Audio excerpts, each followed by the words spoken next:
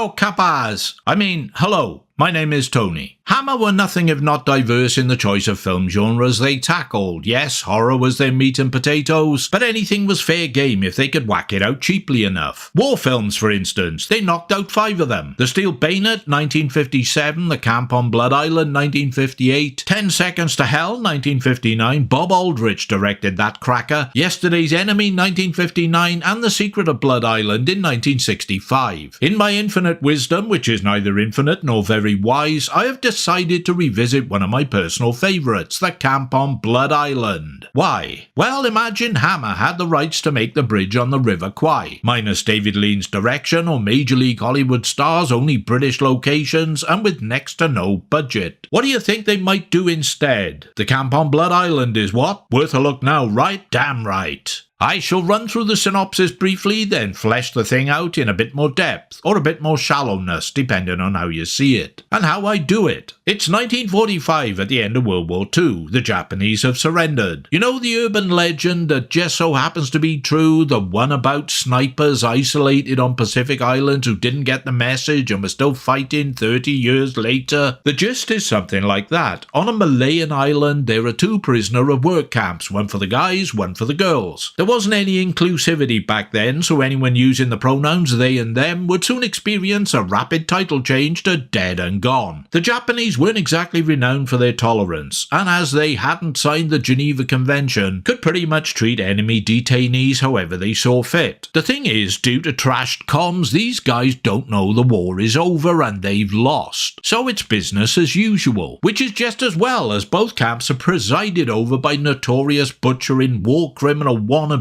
Colonel Yamamitsu, Ronald Rad, and he's made it clear to the senior officer of the men's camp, Colonel Lambert, Andre Morel, that should Japan lose the war, he will murder all the prisoners and burn the camps to the ground. Good thing he doesn't know then, but not so good for Lambert, in that he does know due to a transmission to a hidden illegal prisoner radio and must now strategize to keep the truth from Yamamitsu until help can arrive. The outcome of one of his failed attempts to achieve this opens the film. A recaptured escapee is made to dig his own grave before being machine-gunned into it in full view of his fellow prisoners. His fellow escapee, Dr. Keeler Richard Wordsworth, is still on the loose, attempting to reach a Malay village where there is a transmitter he can use to get military help. A new radio setup is delivered to the camp, so Lambert's unofficial second-in-command, Dutch Carl Mona, sabotages it. Yamamitsu is not best pleased and orders his main stooge, the ultra-sadistic Captain Sakamura Man Maitland, to take 6 hostages and execute them if there is any more trouble, like escapes and shit. Adding to Lambert's woes is the resident dickhead Beatty, Walter Fitzgerald, ex-governor of the island. There's always one steaming Great Burke and he's it. His wife and son are interned at the women's camp, and he thinks that the Japanese should be appeased rather than resisted. He also thinks it's a viable solution to inform Yamamitsu the war is over and beg for mercy. See? Dickhead. Then to make matters worse, Navy pilot Lieutenant Bellamy, Phil Brown, crash lands on the island. Lambert, knowing that the pilot will know the war is over and likely mouth off about it, hopes he's been killed in the crash. No such luck, and he's American. Oh good, we're all saved then. Not quite yet. Picked up and bundled into a patrol vehicle, Bellamy does his best to tell his captors the war is over. Luckily, they don't speak English. Even more luckily, they've captured Keeler, who advises Bellamy to shut the fuck up. Just before the hapless medic gets himself machine-gunned to death in front of his wife Kate, Barbara Shelley, outside the Camp Aux Femmes. In fairness to Bellamy, he gets the picture and says nothing, even when he is tortured and mercilessly lashed by Yamamitsu and his goons. Not so helpfully, Bellamy does a runner from a work detail with Dutch, resulting in the 6 hostages being unceremoniously beheaded by a big oiled-up muscly guy with a samurai sword. Still, you know, the needs of the many and all that. Bellamy busts Kate out of the women's camp, slitting the throat of a Japanese officer in the process, and getting Dutch killed. He needs her to guide him to the Malay village, so off they pop to the river. Meanwhile, Lambert supplies his men with some old hand grenades that have been hidden in a cesspit for 3 years, and orders them to arm themselves as best they can. They are going to take on the Japanese in a fight to the death. And so it is, and so it goes. A friend of Hammer executive and producer Anthony Nelson Keyes told him a supposedly true story about a Japanese POW camp where the inmates turned on and overthrew their captors. Director Val Guest had personal friends and relatives who were ex-prisoners of the Japanese during the war, and was appalled and fascinated in equal measure by their first-hand eyewitness accounts of the practices and treatment in them. So to an extent, you could imagine it as something of a passion project, if you wanted. Hammer head honcho Michael Carreras commissioned Welsh-American author John Manchip White to write a screenplay. The Camp on Blood Island was one of the most popular British films of 1958, and the accompanying novelisation tie-in, credited to R.M. White and Val Guest, sold a money-spinning 2 million copies. Gotta give Hammer credit, they knew their audience. Filmed in stark black and white by one of Hammer's best cinematographers, Jack Asher, and backed by a strident score from Gerald Sherman, later the orchestrator for Lawrence of Arabia, the film doesn't pull any punches from the start. It kicks off with a cruel and savage execution and doesn't stop going with the torture, death and slaughter until the end. For the time, the violence is surprisingly graphic. When Keeler is shot in front of his wife as she watches through the barbed wire, it's not quite enough trauma. His killer advances and proceeds to rake his corpse with machine gun fire until the magazine is empty, while Barbara Shelley looks on. The philosophy is one of, let's go a step further. No character simply gets shot, hit or humiliated the once. There must be an additional increment. I would love to have seen it before the BBFC got the scissors out. You probably guessed, or at least suspect, that there were some adverse reactions here and there. You'd be right. Exploitational, sensationalist, racist, all charges loaded up and fired in its direction by the critics of the day. The reception was uniformly hostile, especially from one Shiro Kido, president of the Motion Pictures Producers Association of Japan. He wrote to the head of Columbia Studios, Abe Schneider at the time I think, complaining that a grudge holding Britain had trouble forgetting the past and should just let it go. He requested that in the interests of US-Japan relationships the film be denied release in the States. Well, thing was, the film was making a shit ton of money, so can you guess what happened next? Yes, that's right. Morally and ethically, Columbia did the right thing. They released it. Good for them. It's very popular these days to rewrite history and make it more palatable and less offensive to the hypersensitive and delusional of society. Unless, of course, it's white history, because them bastards were always bastards, and it's about time some reparations were paid for what them long-dead bastards did in the past. Anyone of a different skin colour and ethnicity, though, well, they never did no wrong, and any wrong they might have done was purely lies and exaggeration by some white-ass bigots and racists. Not true, I would suggest. Personally, I rather like the quaint old idea of presenting history as factually as possible, warts and all, so that we may learn from it and try not to repeat the mistakes of the past. In fact, it's the only chance we've got. Lose that, we're fucked.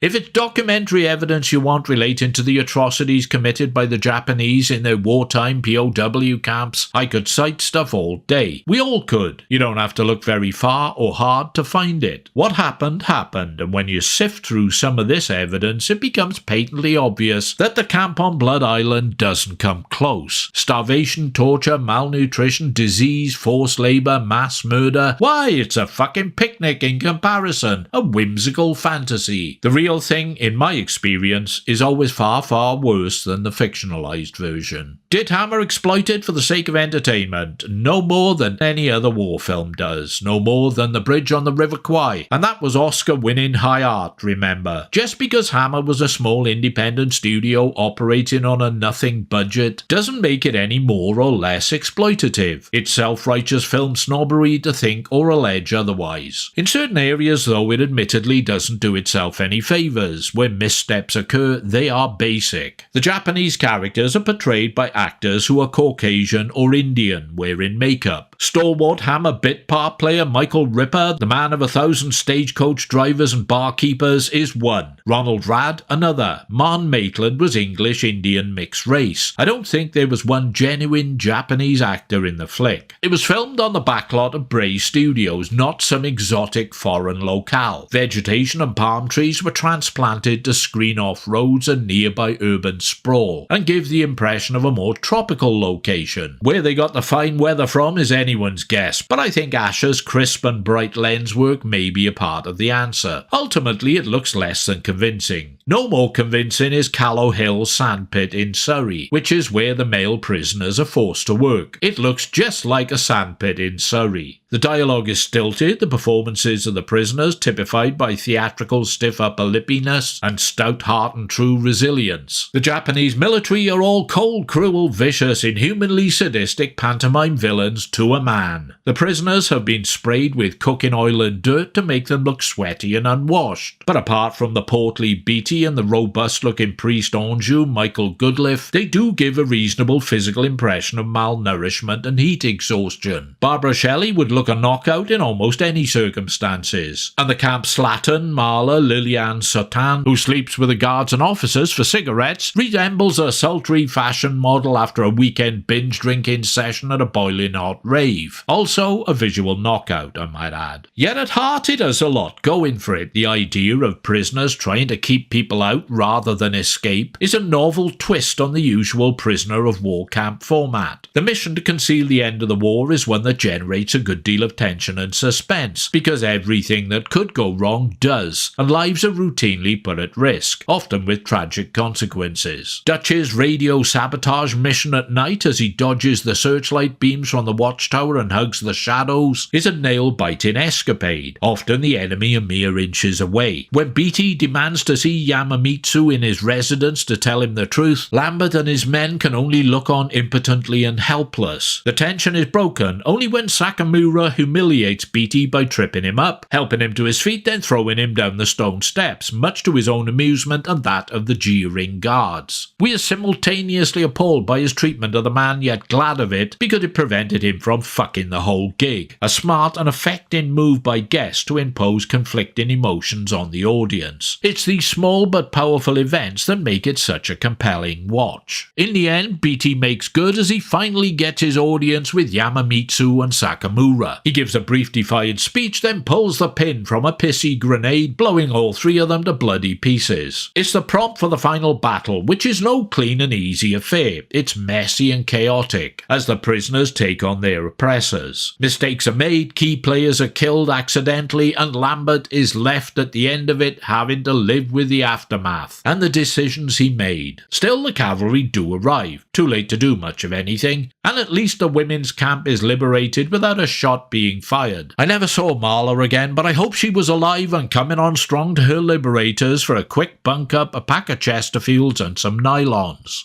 If it were made today, it certainly wouldn't be, but if it were, then it would be probably classed as a hate crime. It's a black and white film in more ways than one. Yet the inhumane practices it depicts, and worse, are mirrored by multiple factual sources, whether anyone likes it or not. Should it be forgotten, as Shirohito suggested, and we'll say no more about it? No, I don't think it should. Many people died, many people endured and survived, many people were scarred for life. And that has to mean something, because again, like it or not, we reap the benefits of their experiences and sacrifice. In my opinion, films like The Camp on Blood Island should be used to start conversations, not shut them down under the more comfortable faux socially polite pretext that history was different than it was. Just my opinion, folks.